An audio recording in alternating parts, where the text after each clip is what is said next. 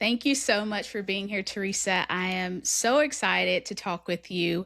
I think you have an amazing journey of resilience and different areas of your life that you've had to push through. And I think you definitely have a lot of encouragement and words to give people that maybe listen to this podcast. So thank you for sharing your story with us. Oh, thanks for having me on the show. I'm happy Yes, to be here. I'm looking I'm forward to so our excited. chat. Yes. So, where I want to start first is just you really telling us a little bit about yourself, and a little bit about your story of resilience, and we'll get into that. Yeah, so to give everybody a little bit of background, I am a writer. I recently released my first book. It's my memoir, and it's really about the hardest moments of my life that I had to overcome and how they shaped who I am today. So there's core lessons that I talk about at the end of each chapter, but for all the listeners, it's kind of cool because it has a little bit of a reflection for the readers. There's Mhm. questions at the end of each chapter so you can think about your own strength, your own challenges that you're going through. And so there's some things in the book, I call them my four anchors, that people can lean into as a way to help them get through some of the hardest things that they're going through. Oh, that's so awesome. I think that is something people probably all wish they were able to write. So congrats to you to like have the Thank time to do it you. and to put it all together. And it sounds like a very encouraging book for other people too. Yeah. Yeah, absolutely. That's part of the intention is not just to share the story, but to inspire people and to help them think about their own situations that Yeah. they're going through. So, aside from that, I also have a podcast like you. I speak to people who have gone through any and everything that you can imagine. While I am a 4-time cancer survivor, it's not just about cancer, it's about a lot of different topics. Yeah. What made you want to start your podcast? All the stuff that I have been through, people have always said, you should write a book, you should write a book. And I did that. But the book came after the podcast. The podcast was, you know what? I'm going to start a podcast and just share all the shit that I've been through Yeah. and let people know that you aren't alone out there, no matter how big the Mhm. problem is. I mean, my book covers the gamut. I'm like a cat with 9 lives. I've survived all the cancer. I had 2 brain aneurysms, so I had a craniotomy. I also survived 3 strokes and went through Wow. a pretty heavy divorce. I lost my 6-figure job during the financial crisis in 2008. So I've lived the hardest moments that someone could live over and over again, and all within a 10-year period. So I feel like I have some tips and tricks for people, Yeah. especially, in each chapter, it goes through every single area that I went through. So you can almost pick and choose what you want to read, but the book is super fast. Like you could read it in a day. Oh, wow. Get the more you talk about your book, the more I'm like, it sounds like chapter and chapter of your life. It It's like you is. turn a Yeah. chapter and that's like the next chapter of your own life of something you went Exactly. And through. it took Yeah. about 7 years to write, which is probably much longer than most people would take, but it wasn't like I was sitting down writing every single day. Mhm. And the timing of it was perfect because during that 7 years, I had a lot of stuff that was still happening. So Yeah. I ended the chapter with my final surgery in September of 2025. So I felt like that was it. I'm done. I want to get this book out, and that's it. Oh, I love that. I love that. Going back to when so you were diagnosed with cancer the first time around, going back to that time in your life. I do want to start there as far as because, when you've gotten that news of, you've been diagnosed with cancer or something has happened that you never imagined. For people that may be in that situation, a little bit of that story of what happened and how did you feel? How did you feel in the Sure. beginning? So it was lip cancer. I have a little scar here. You can see it's somewhat hidden with lipstick, but it still stands out because the scar leaves a different coloring, right? But Yeah. um, there was this. It almost looked like a little pimple on my lip for the longest time. And I thought, oh, it just needs to be extracted. I should probably go somewhere and have somebody poke a needle in it and get rid of it. Yeah. My best friend happened to be an esthetician. So I said, what do you think this is on my lip? And she's like, I don't know. I think you need to go see a doctor and get it checked out. I've never seen anything like that before. So I went to the doctor and he looked at it and immediately said, I'm going to contact a dermatologist. You should probably be seen by a dermatologist. So I thought, wow, I'm kind of getting like this white glove service. Yeah. Everybody's like treating me so nicely and getting me in quickly. And I didn't realize what was probably going on in the back of their minds, which is Mm. this might be more serious than she thinks. So sure enough, by the time I saw the dermatologist and they ran a biopsy, I got the call. I was flying down the freeway. And when they called me, I'd never had a call like that. And they said, hi, we're calling you about your test results. Are you in a place where you can talk? Are you alone? And I was like, yeah, I mean, I'm driving, but I'm alone. And so she dropped the C bomb and it was crushing. And Yeah. at that point, I don't think I could hear anything else she said after she said, you have cancer. It was like, Mm. what? And you go numb, you're paralyzed, you're in shock. There's just all kinds of things running through your head. So you stop paying attention to what they're actually telling you because you're Yeah. like, I got the call, you gave me the news. I don't really need to pay attention anymore. Yeah. Um, so that really set the stage for serious shit can really happen to you Mhm. unexpectedly, Yeah. right? Very unexpectedly.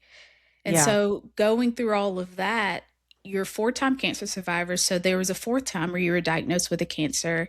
What type of cancer was that? And tell me about the difference between the first time and the second time of you being diagnosed. Yeah. The second time was breast cancer. And again, it was, I'm certainly not delirious, but breast can be cystic. And Mhm. I had felt really what felt like a block of cement in my left breast. It wasn't this lump where you would think, oh, it's kind of soft, but it's noticeable. I don't know what it is. No, it was like having a rock in my breast. It didn't move. It was very solid, but we still thought it's probably just a cyst, right? I mean, we didn't go to the scariest place on earth. Yeah. And of Yeah. course, after all the tests that I had done, again, another confirmation, another call. And this time, by the time the call came, I already knew because they fast tracked me from mammogram to ultrasound to a biopsy the same exact day. Ugh. And so I got the call first thing the next day. And even though I thought, you know what, I know why she's calling me so early. I think it was like 7 o'clock in the morning when I got the call. I just sat on my bed and broke down in tears because at that point, you don't have enough information to know, is it really bad? Is it Mm. not so bad? And we all come to our own conclusions very quickly. And this was in 2013. A lot of people around me were getting diagnosed with breast cancer. Some weren't surviving. So I was scared. Yeah. Yeah. Did you ever have that question of why me?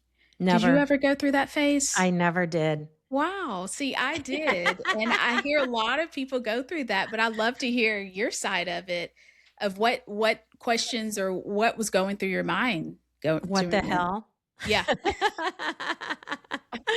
That was really the Again, yeah. question. It wasn't why me, because I think if you approach life knowing that there are going to be curveballs, it's just the nature of the Mhm. longer you live, the more stuff is going to cross your path, either to people that you know and love or to yourself. It just hits you differently. Yeah. It's still very shocking. It's still something that you never want to hear, but there's going to be stuff that comes our way. And if we just put that in our mindset that it's going to come my way and I'm going to have to cope with whatever that is, it just makes it like that much easier. It's still very, very hard by all means, but I think that's why I never said why me. It was just like, it's my turn. That is such a great lesson, Oh, and thanks. the way you talk about it, um, I had that question of why me, but now that I've gone through all of my health journey, anything else that happens now in my life, I'm like you, I'm like, it's gonna happen," you know? It does kind of lessen that shock or that initial shock or that frustration. Yeah, you're totally Yeah. right. Yeah, Yeah. because there's people out there, and I don't blame them, but they walk through life believing that every day is going to be a great day. And maybe in their little world it is, but I think that you set yourself up for a major shocking moment in your life when something hits, Yeah. right? And everyone handles news differently. I kind of reached out to every one of my friends and Mhm. wanted to bring them into what I was going through. I wanted their support. The more people I told, the better it felt for me. And I know some people get really private and it's just whatever works best for you. I mean, how Yeah. did you handle it when you were diagnosed? That's so true. When I was diagnosed, I really had an amazing community around me. My mom worked at the local middle school. So we had a large community and everybody pretty much knew. Yeah, They put me in the newspaper at times and different things at fundraisers we had going on. So for me, that's so what helped, great. yeah, it was having that community that really helped not only me, but I lived at home with my parents, and so they saw day to day, so that support wasn't only for me, it was for my family as well, so I Absolutely. was the same way, but I have met people throughout my journey that were a little bit more, private about it, and that's just the way that they handle it. Yeah. Yeah, exactly. They still Yeah. have the love and support from the few people that they tell, but for me, bringing the village in made a Yeah. huge difference to just my attitude, how I approached everything. My first cancer from the day I was diagnosed till the final surgery, it was 12 months. Wow. And it was, you kind of need to have your friends in the boat with you. Mhm. And I brought them to appointments and we had slumber parties and we Aw. laughed a lot and we cried a lot. And, they literally were everything throughout the whole experience. It would have been very different if I was alone. Yeah, and I feel like you create such a special bond, something that no one else really understands when you're there for somebody that when at their really like the darkest moment of their life. Yeah. Did you Yeah. guys have that kind of special bond? Yeah, and it's funny, and you may have experienced this too because you were more open about it. But I had people coming to me that I didn't even know and sharing their own stories, Yes. whether it was a personal story or a family story. I had people sending gifts in the mail that I Mhm. had no idea who they were. So it had a different meaning by sharing it with so many people because it wasn't as scary. Mhm. It was so much less alone. Yeah, same thing. I One of my favorite memories of me being sick was, I got a random phone call from a famous football player at the time called Harry Carson, and I was like, "I don't even know who this is." Still to this day, I don't know how he got my parents' number, like, his son was diagnosed with the same rare blood disorder as myself, and so he just wanted to be a support, but like you said, it was the random phone calls where you're like, "Where is this coming from?" Or the random gifts, Yeah. but that support means, I think, much more than people know, Mhm.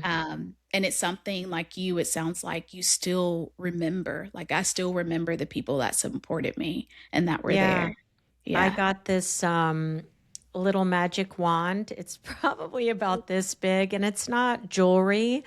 It's just this cute little magic wand. I still have it. Oh, I love And that. somebody had sent it to me, someone that I didn't know, and it was really about, you know, keep this wand with you and always wish for the best and, la la la. But I kept it Yeah. because it just seemed so powerful. Like you don't want to get rid of that ever because it's a good sign, Yeah. right? Yeah, it is. Yeah, I love Yeah, those little things. I still have different cards. My mom was like, "I can't throw these cards away." And I just have, exactly. like, this bulk of cards that people gave me just thinking of you. Yeah. Yeah, It's those little things that people really don't understand, I think, of how much it really impacts a person's life. yeah, I love that you had that same experience too, though. yeah, you too. Yeah. So tell me a little bit about your book as far as what type of chapters are in the book. Like, what can somebody learn from your book about resilience that may be going through a hard time? Yeah, and that's a good topic because Mhm. a lot of us talk about resilience, right? It's everywhere in the marketplace. You can buy Yep. a million different books that talk about resilience. And you and I are resilient because we went through something really tough. And Mhm. we're here today to tell our stories. The book was about not just telling the story, and it really starts in my childhood when I was 10 and I lost my father at age 10 to colon cancer. And the final chapter is losing my mother also to cancer, and then everything that I went through in between. So it's more about the lessons that I learned through each and every one of those difficult moments. And I think reflections like that are really impactful on people who are reading them. So, as I said, the book is going to talk about grief, losing my parents. It's going to cover my own grief for myself, having gone through cancer, having gone through the aneurysms and the strokes. It's going to go through, kind of a different type of grief and loss of going through a divorce and then Yeah. financial struggles. So, it covers a wide range of stories, but it's all one story really when you get into the book. Um, but it's those core lessons that I think are going to be really helpful for the readers. But more importantly, it's not screaming resilience by any means. It's screaming, how the hell did she get through all this stuff? Mm. And what did she lean into to help her get through it? So Yeah. I get into those specifics because when people say Brandy and Teresa are resilient, okay, that's great, but what does that mean? Like, Mhm. how is it that they bounced back? What did they do? How did they get through it? Like, really getting into the meat. And so that's what I cover in the final chapters of the book are those four anchors.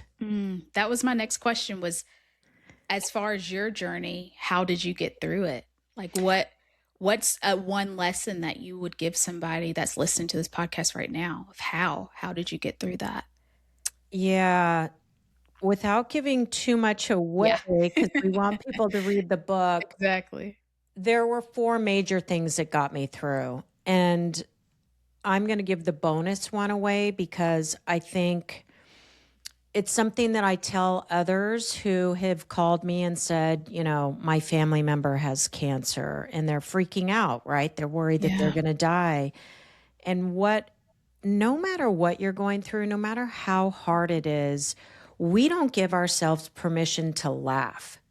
Mhm. Everybody gets in this very serious mode, and we almost carry that with us every day, thinking, I need to be serious because something serious is happening to me. And I thought, that's bullshit. Yeah. Something serious is happening. And when my friends came over and we had these slumber parties and cracked open the wine and had cheese and crackers and all the good stuff, we were laughing so hard at the silliest, dumbest things. But I realized in that moment how important it is to allow yourself to have joy in the middle of turmoil.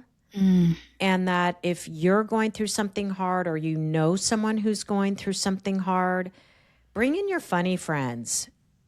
Put on comedy on one of your favorite streaming platforms. Yep. Watch a bunch of funny stuff on social media. Watch and do things that actually bring you joy because if it is a life threatening disease, you don't know what's going to happen. So why not laugh and enjoy life, right? That's probably Yeah. the biggest advice I can give anybody because people don't do it enough.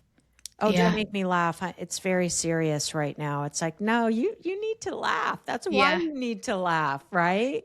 Did you have people ever approach you that were at this serious demeanor and you were like, I don't I don't really like you can be your normal self with me. Did you ever experience any of that? I think people were, I'll put it this way, people who see us go through hard stuff, I think trauma hits them much differently. Mm, I had friends bawling their eyes out when they would see me and just mm, completely come undone. And I stayed really strong through many of those moments because it was like I'm on a mission. I have these things I need to do. mhm. Um, I didn't expect that. I didn't expect so much emotion from everybody else. Sure, I broke down and cried too, but you look normal. You just happen to be Yeah, diagnosed with something and yeah. people see you and they too are thinking the worst, right? Oh my God, I'm so Mhm. sorry. And they're falling apart. So it may not have been that they were so serious. It was just they were emotionally impacted by, it's What kind of you the were title going of my through. book, The Ripple Effect. Yeah. Things in life ripple out all around us when things happen. And most certainly when you're diagnosed with something, absolutely do. Yeah. Going back to when you were talking about joy and happiness, and Yeah. we know that there's a difference between 2, but I do wanna know what would you describe as having joy for someone that's looking for that? It really is about, I think, the laughter, right? Laughter has been proven and studied that it is a form of medicine and healing when you're going through something awful. And to me, if you can find that in those moments, that is joy, right? Think about Yeah, even when nothing bad is happening in your life and you're with your friends and you're all yeah, laughing together, or you're coming across funny social media stuff and you laugh. Maybe you were having kind of an off day and you saw something funny. It can change your mood just like that. So yeah. I call that joy. I It's love that. moments of um, allowing something good to come into your soul. Yeah. Yeah, I love that, yeah. I just wanted to describe because I think listeners may that are going through something may need to understand what that means to have that Hmm. laughter. Because I agree wholeheartedly with you of knowing how to laugh in the midst of the pain Hmm. and knowing how to just lean on people, but let them know, like, it doesn't have to be so serious. I need to have a good day. I wanna have a fun day, and try and reach for that. Yeah, exactly. Mhm. And reaching for it is not as hard as people think. If you don't Yeah, have funny friends, which I think we all have at least one, yeah. then you have other outlets. Jump on YouTube and look at comedy. Get on, your streaming and watch comedy or watch comedy, Yeah, funny movies. There's many ways to crack open the laughter, and it's like watching a inspirational movie, right? When you're done watching it, if it's about a swimmer or a dancer and you've watched them struggle and then all of a sudden they have this amazing performance, yeah, when you're done, you're like, I want to go do that. yeah. You're inspired. The laughter is a different type of inspiration for your soul, for Mm, yourself. I like that. Now we know when you battle a health, or anything in life, but in your case, battling breast cancer, you go through it mentally as well. And I don't know if this is something you touch on in your book, but can you give us like how did you get through the mental strength of just battling something so hard? Yeah, and this is another one of the pillars or anchors in the book, and I'll give it away. There's going to be more details in the book, but I think when you're going through something hard, and even when you're not, if you think about life, people have plans. Today I'm going to go to the grocery store, then I have to do this, then I have to do that, then I have to do this. You have a lineup of things that you're taking care of. And in my full time job, I'm in corporate America. And the role that I'm in, we call something a mutual action plan. So we work backwards in contracts. So when I close a contract with a customer, we always start with the end date. Okay, customer, this is when we want to close this contract. And it could take, 6 months to a year. But then you have to figure out what are all the things between the conversation I'm having and the time that we want to get this contract in. And I'll use a perfect example, my breast cancer. When I was diagnosed, I could not see the end of the path. All I saw was, when are we going to send out the invites to my funeral? How are my kids going to deal with me being gone? Right. And this Yeah. is before I had all the information. I'm kind of sidetracking, but for people who either have never been diagnosed with something or maybe just got diagnosed, all you know is you have the something. And in Mm. my case, it was, I just called you and told you you have cancer. But what they aren't able to tell you is what's the extent of the cancer. There's so many more tests that have to occur. And in my case, it was the day of surgery that we really staged it and discovered, is it in my lymph nodes? Is it not in my lymph nodes? If it's in my lymph nodes, that could change the stage. How big is the actual tumor? Is it beyond the tumor? Is it spread into other parts of the breast itself, or is it contained? And so when we get that news, we do go to the worst place of all, and we do it without all the information. So if somebody's listening right now, I would say call your friends, call your family, cry your eyes out, allow that shock to ripple through your body, but also know there are more people today living with terminal cancer than there have ever been because of all the advances. And if you're diagnosed, have a plan, right? Sit down with your team, all the doctors, and understand, okay, how many appointments am I going to have to have?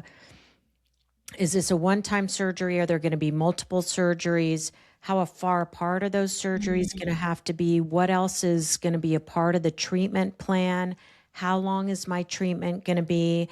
And if you drop all that into a document or a spreadsheet and you see the end, it makes a huge difference on your mental game because Mm. I know when the end is going to be over, and it can change the way that you feel. That's such a great point. That is such a great point, especially for anybody diagnosed with anything health-wise. Right.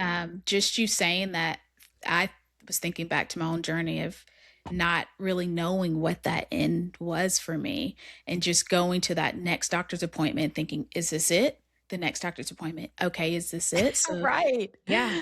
Yeah. Yeah, because they don't really sit down and map it out for you. No. You have to be the No. one advocating for yourself, but also seeking to understand. I brought many girlfriends with me to my appointments. I was going through a divorce at the time, so having other listening ears made a huge difference. I Mhm. always had my notebook with me, but it just makes a difference when you start to ask the doctor, okay, and you don't know sometimes, right? You don't know what you don't know, but Yeah. this is just a little tidbit that ask lots of questions, ask how long this is going to be until you're at the end.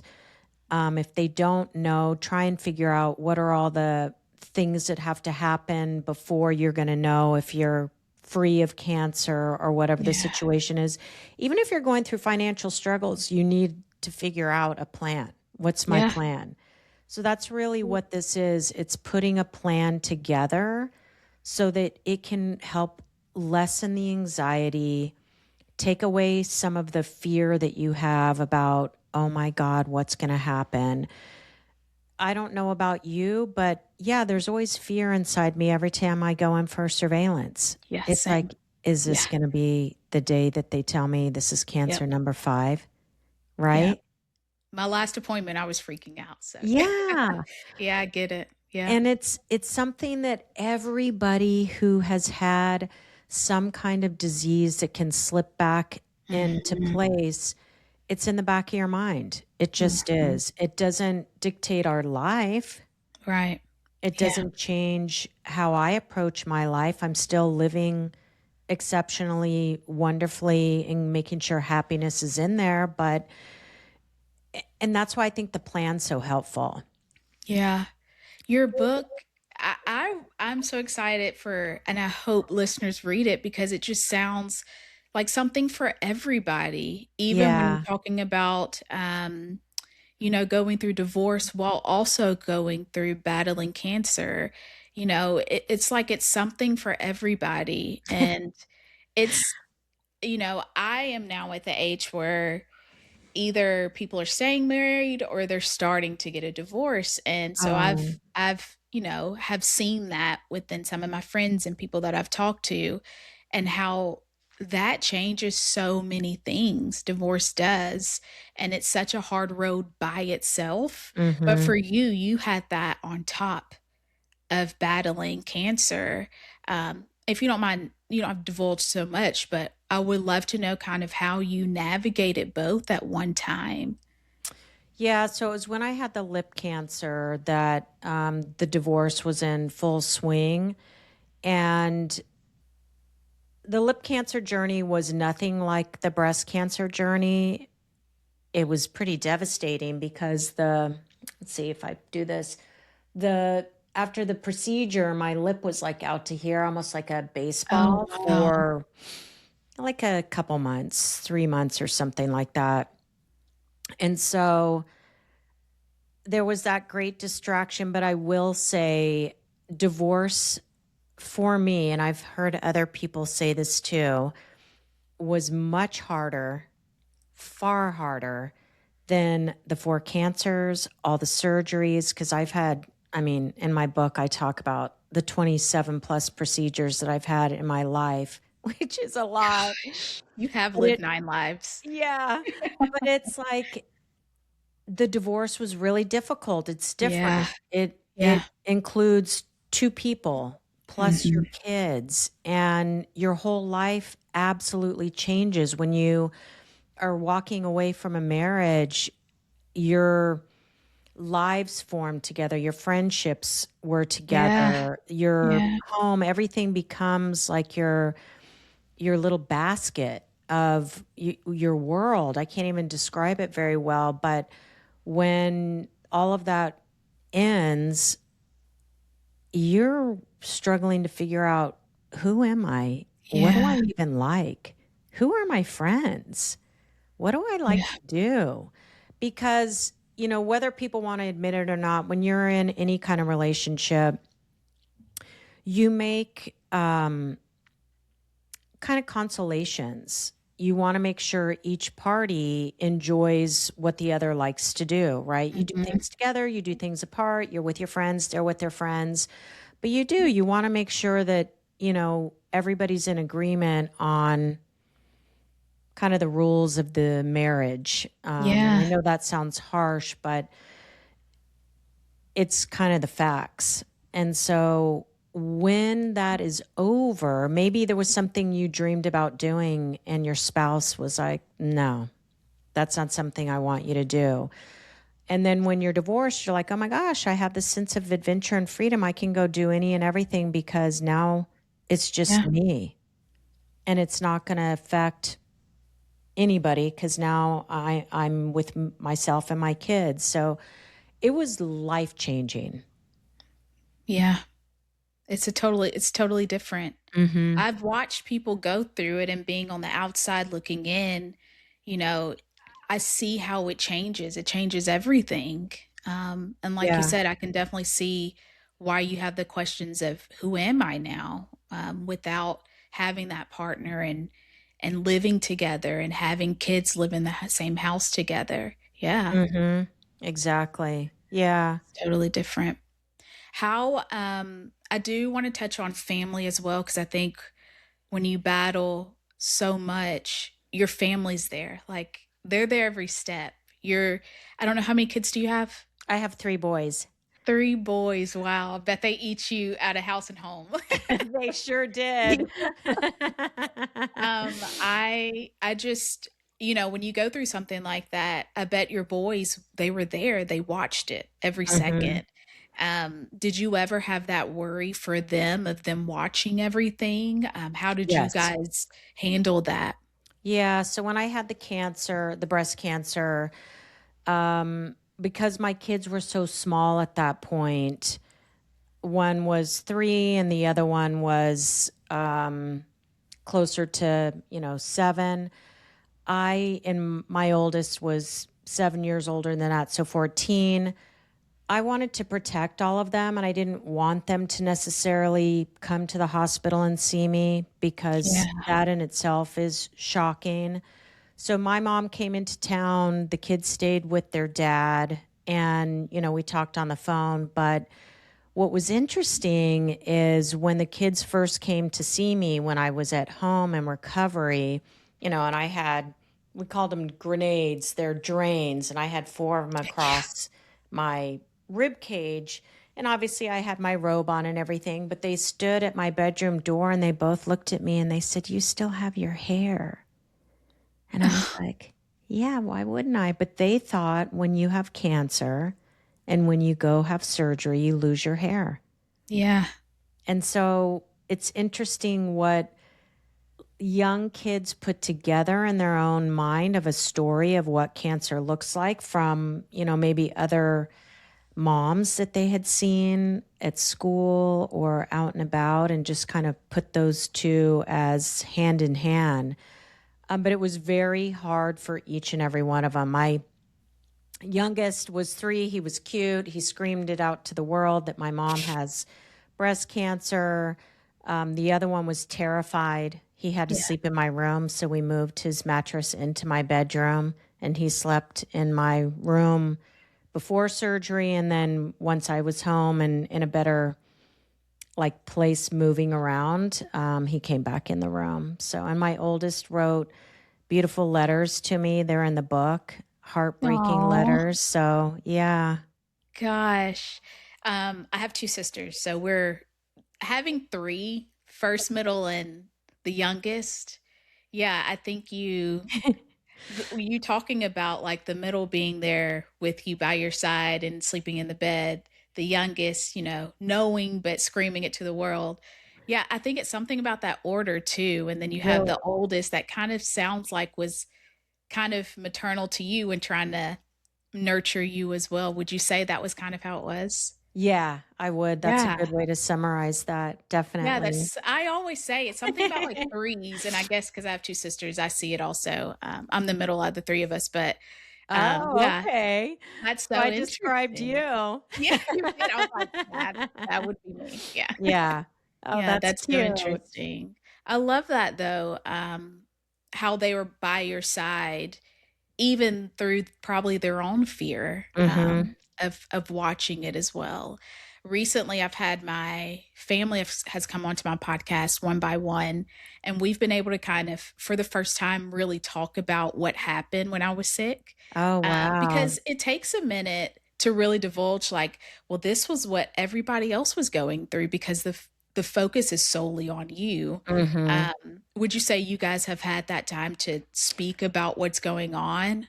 Not necessarily, probably because, they were younger. Yeah, that's true. They I were. mean, obviously, they Yeah. saw a lot over a 10-year span with all the different diagnoses and such.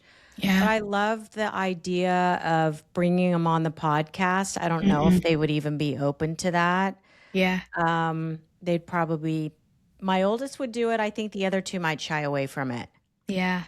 Oh, Yeah. you should try it. Maybe the oldest will make the other ones go on too and say, Yeah, "Yeah, and they're I kinda wanna do this." boys, and so Yeah.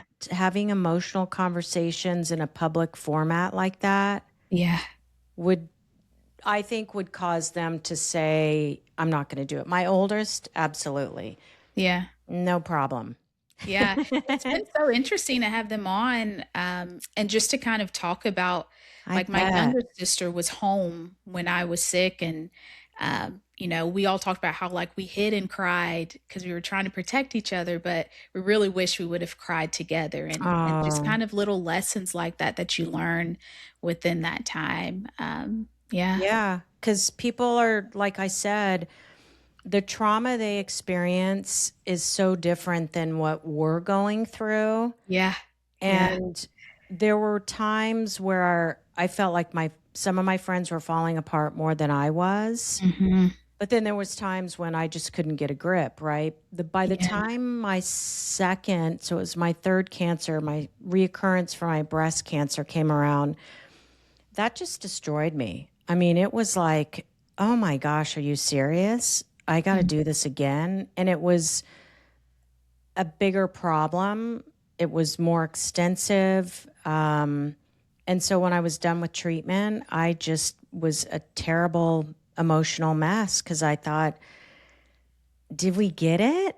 Is this Yeah. it? Is this going to come back again? Like, just in tears. But I had a really good oncologist and radiologist, and she said, you need to go celebrate. Do you feel like we did everything we possibly could do? And I said, yes, there's nothing else we could do.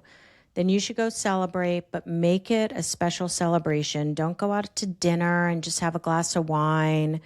Make it something special. So I'm from California originally. So all my girlfriends and I, with our spouses, went to wine country where we used to Oh, spend a lot of nice. time, and we Yeah. did a beautiful Saturday of picnicking and having wine and crying our eyes out. And it was really special. It was almost like saying goodbye to everything that I had gone through Yeah. and saying it's time to start over and Mm. change the mindset. This is it.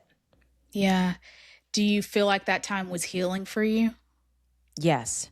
Yeah. Because when the final cancer came, which was still after that, Mhm. it didn't hit me like the cancer. Again, it was melanoma. They treated it very differently. Luckily, they caught it pretty early, so I didn't have to have any extensive radiation or chemotherapy. Yeah. And so I think it's almost like it was never there. Oh, I had surgery. I'm done. Whoop. Okay. And the feeling was totally different. Totally different. My friends were like, oh my God, you just had melanoma. I'm like, I know. They got rid of it. Let's talk You're about like, something else. "Let's move on." Right. I had the surgery. It was outpatient surgery. Let's go. Right. So Gosh, it yeah. almost felt like it wasn't anything because Mhm. they were in and out and done. And I was back to my life. Where when you go through months and months, maybe even close to a year of your journey, you live with it and Mhm. you formed relationships with all these doctors. Yeah, And they're saying, yeah, today's your last day. And you're like, what?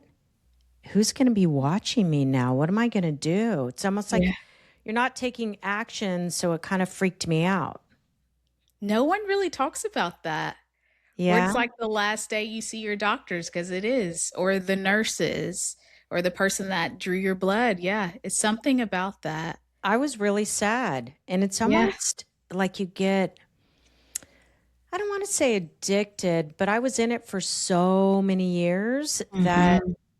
you're you think of them as not just your allies but your friends, Mhm. and you have personal conversations with all these doctors, and now it's like, what? I'm Yeah. not going to see you. So there's lots of pictures we took of all of us hugging and crying together and stuff like that, but it is, I think that in itself has some grief that goes along with it.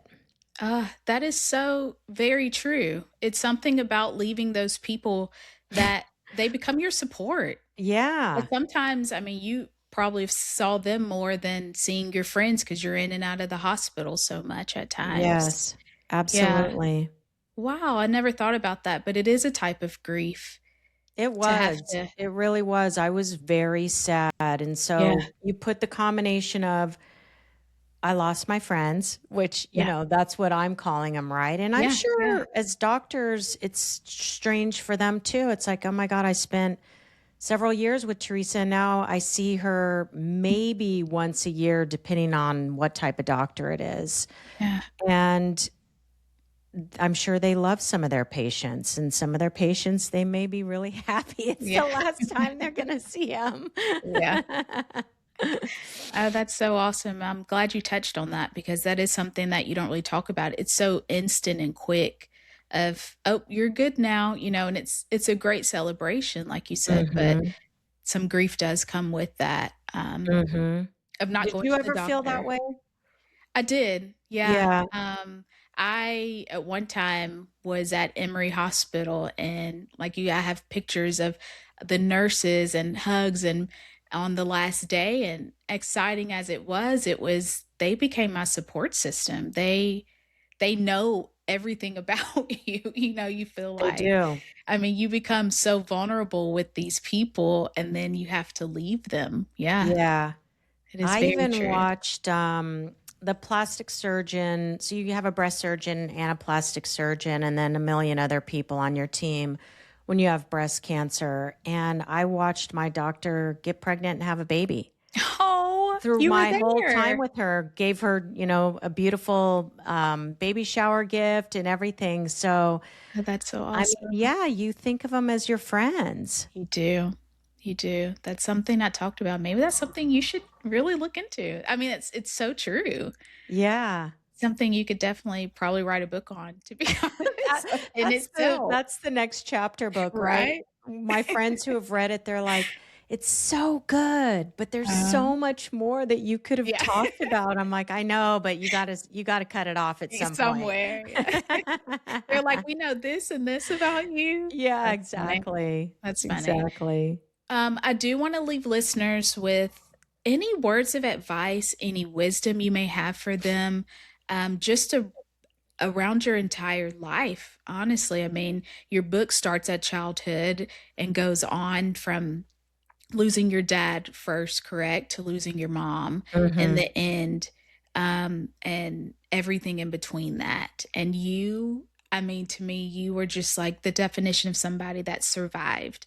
And it Mm. seems like somebody that's still going and still deciding to live life. And Mhm. as you probably know, there are people out there that are depressed and don't Mm. really wake up every day deciding to live life.